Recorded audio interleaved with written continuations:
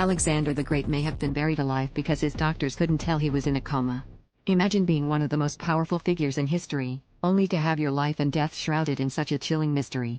Ancient records tell us that, after a night of heavy drinking, Alexander fell into a state of paralysis and eventually appeared to die.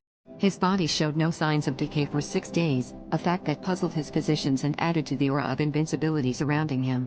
But what if this preservation was because he wasn't dead at all? Modern analysis suggests he suffered from Guillain-Barré syndrome, an autoimmune disorder that could account for his gradual paralysis while keeping his mind fully aware.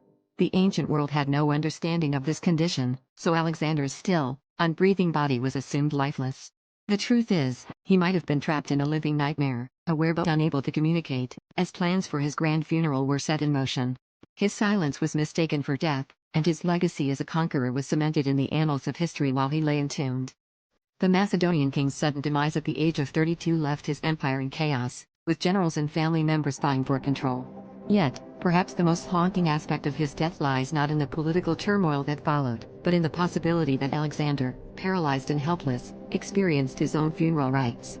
This theory challenges the very narrative of his death that has persisted for centuries, offering a glimpse into the fragile boundary between life and death in the ancient world. This revelation invites us to reconsider the stories we've long accepted and to acknowledge the limits of ancient medicine. With Alexander's case, history presents us with a macabre twist, reminding us that even the greatest figures can be victims of tragic misunderstandings.